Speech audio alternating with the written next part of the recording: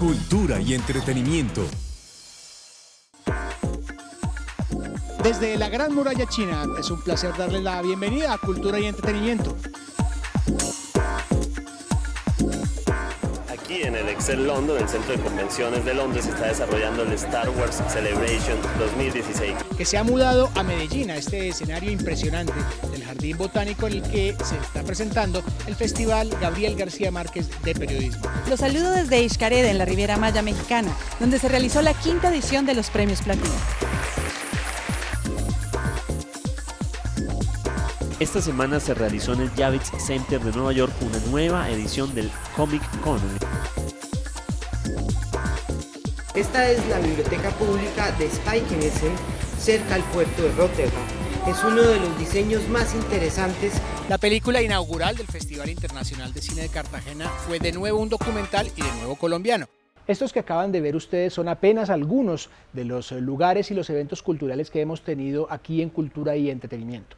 Quisimos recordarlos porque justamente el 23 de mayo del año 2013 salió al aire nuestra primera emisión, es decir, estamos cumpliendo exactamente 5 años. Y quisimos recordarlos además porque no es fácil que un programa cultural de media hora tenga una frecuencia regular semanal durante tanto tiempo y pues mucho menos que se sostenga por 5 años. De manera que al menos para nosotros es un programa histórico y por eso hemos querido invitar también a un gran historiador, que es Jorge Orlando Melo, quien es el autor de este libro que se llama Historia Mínima de Colombia, que se ha convertido además en un fenómeno en ventas de una manera un poco inusual porque no suponemos que sea muy frecuente que un libro de historia, que muchos consideran que es un tema relegado a los museos o a la cátedra escolar, sea un fenómeno en ventas. Así que Jorge Orlando, bienvenido a Cultura y Entretenimiento y quisiéramos comenzar justamente por ese tema. ¿A qué atribuye que un libro de historia se convierta en un fenómeno en ventas?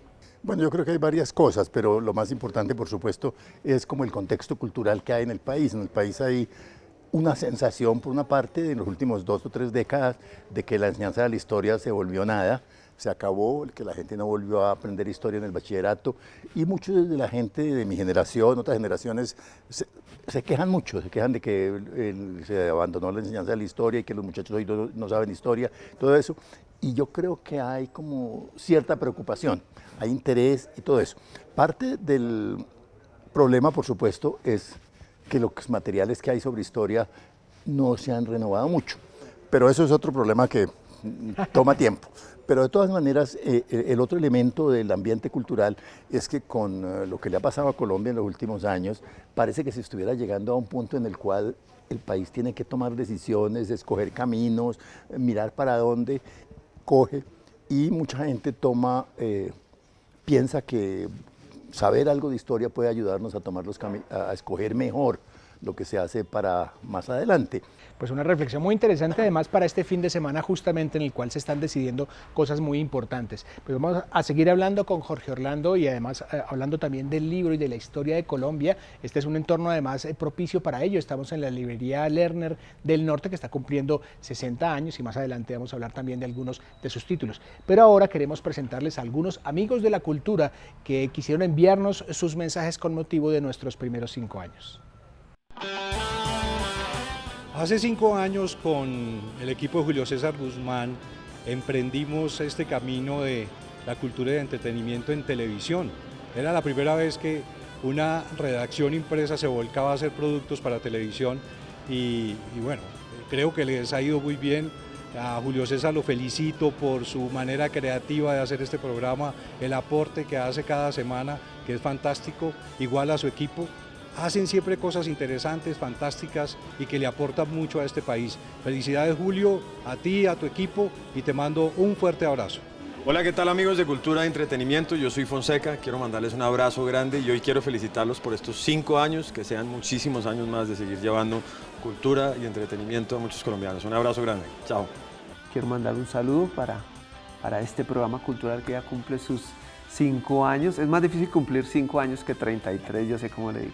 Quiero felicitar al programa Cultura y Entretenimiento, que cumple 5 años y en manos de alguien a quien he sido testigo en mente y en corazón propio de que le interesa de verdad la cultura, ¿no?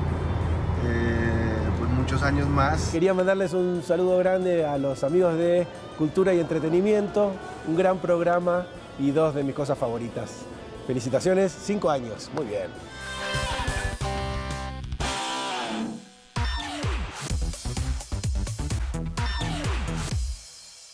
Quiero preguntarle a Jorge Orlando una curiosidad del libro, y es que hay un personaje en particular que me llamó mucho la atención porque no es quizás tan famoso como otros próceres de la independencia, que se llama Pedro Fermín de Vargas, pero que usted lo destaca especialmente y lo considera casi que el primer independentista real.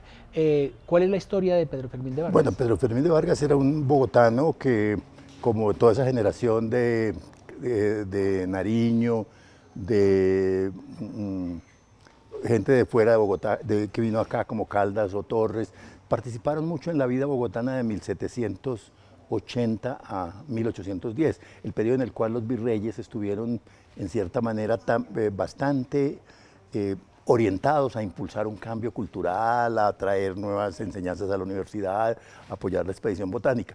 Entonces, Pedro Fermín es un personaje realmente importante en esto. Él después intenta organizar otras cosas, se asocia con Miranda, viaja, está en Estados Unidos, está en Londres, hace propuestas diferentes y finalmente creo que está en Jamaica cuando muere, pero no recuerdo muy bien los detalles de la vida de él, pero es una vida que permitiría una buena novelita o una buena biografía novelada. Pues un personaje apasionante. Y ahora vamos con otro escritor, que es William Ospina, quien regresa al género del ensayo con un título que es El taller, el templo y el hogar, en el cual reflexiona acerca de las posibilidades ambientales del planeta. Esa idea de Picasso de que una casa es un taller o no es nada, es sobre todo la propuesta de que el habitar no puede estar divorciado del hacer y del crear, y que no podemos resignarnos, para hablar otra vez del tedio que produjo el triunfo de la sociedad burguesa, a un modelo de hogar donde se habita de tal modo que nada se puede tocar, donde las cosas están ahí para que nosotros las esquivemos a cada instante y que debe ser tan pesadillesca para los niños, porque si alguien necesita que una casa sea un taller, es un niño.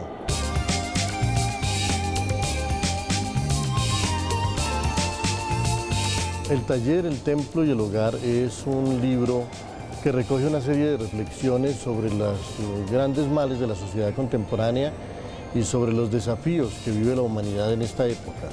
Hay un ensayo que se llama La edad del desierto que crece, pensando en una frase de Nietzsche de hace como siglo y medio. El desierto está creciendo, desventurado el que alberga desiertos.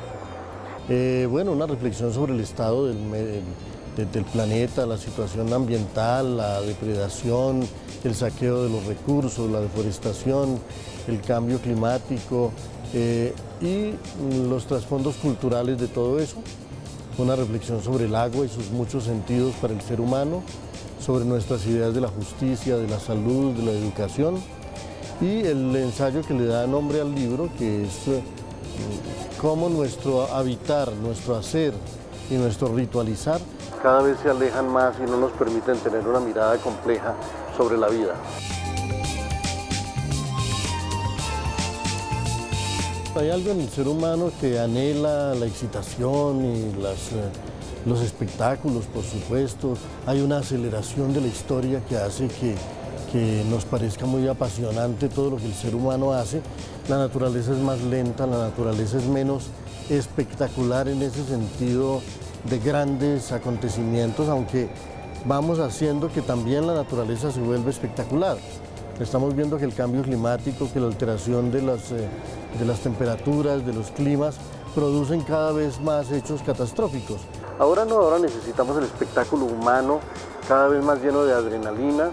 Y entonces tenemos una manera alarmada de vivir, y eso condice con una manera también frívola, porque no atiende a la totalidad de estar en el mundo.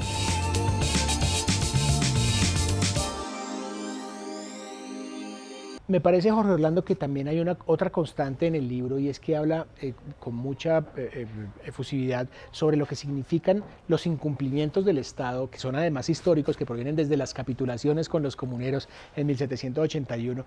¿Es acaso esa otra constante de la historia colombiana? Bueno, uno podría encontrar varias. Obviamente en el libro pues yo aludo a las primeras formas de corrupción en el momento de la fundación de Bogotá, cuando dice Quesada, o dice alguien, cuenta que a los hombres de Quesada los sobornaron con buñuelos y mujeres hermosas para la cama. Hay pues una historia de corrupción muy temprana. No mencioné, pero debería haberlo mencionado, creo, el hecho de que las mujeres bogotanas desde 1537 se defendieron del acoso sexual utilizando una técnica que de alguna manera sirvió para otras cosas. Las mujeres de Bogotá llevaban cerca de 80 a los españoles presas, pues como sirvientas obligadas para Muso. Cuando llegaron a Chocontá, le dieron a los españoles una comida y al otro día los españoles estaban como locos, brincando, bailando, gritando, pensaron que se iban a morir unos y unos días después ya dijeron que no y averiguaron qué era. Y dice Quesada, supimos que les habían dado tepec o borrachero. O sea, que es la primera emburundangada de la historia colombiana. La hacen las mujeres, que se sepa, la primera que se conozca, la hacen las mujeres para librarse del acoso de los españoles, del acoso sexual de los españoles. Hay mucha pequeña historia de ese estilo. Pues es una historia apasionante. Y ahora vamos con el escritor Alonso Sánchez Baute, quien se estrenó como curador de una exposición en la Biblioteca Nacional que se llama La Hamaca Grande y nos dio además una visita guiada sobre esta muestra que alude a la historia del vallenato.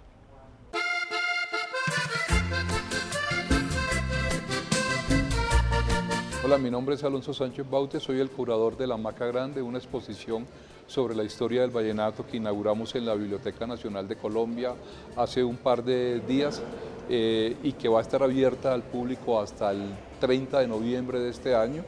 La exposición comienza contando qué es el acordeón, pero más allá de eso también contando que la música del Magdalena Grande viene inicialmente de los indígenas de la Sierra Nevada de Santa Marta. Aquí en esta caja podemos apreciar también, hay un chen. Es un instrumento milenario chino, es un instrumento que fue inventado en el año 3000 a.C., lo mismo que la armónica, y estos instrumentos guardan relación porque son como los tatarabuelos del acordeón. Todavía no se ha documentado exactamente por dónde entró ni cuándo entró exactamente el primer acordeón a Colombia.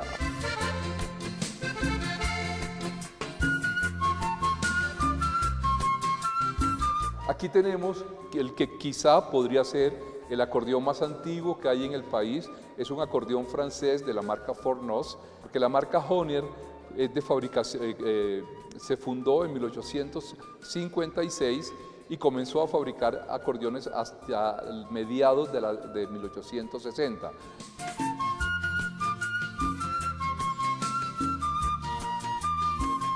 Está como toda una ejemplificación, una escenificación de Valledupar, de las baldosas de nuestras casas coloniales, los mecedores, pues toda esta zona de lo que nosotros utilizamos. Valledupar es una región de cuentería, la región del Magdalena Grande, es una región de mucha tradición oral y eso lo hemos manifestado también sonoramente a través de objetos como esto, que es la posibilidad de que el espectador se siente en las mecedoras y a través de estos audífonos escuche la evolución del acordeón.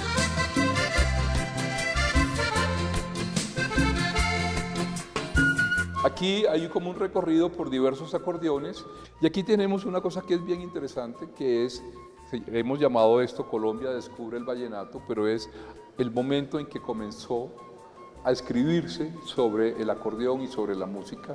Este es un texto de García Márquez, es el segundo texto periodístico que escribió García Márquez, lo escribió curiosamente la fecha 22 de mayo de 1948. Inicia diciendo, no sé qué tiene el acordeón de comunicativo que cuando lo oímos se nos arruga el sentimiento. Ya regresamos con Cultura y Entretenimiento.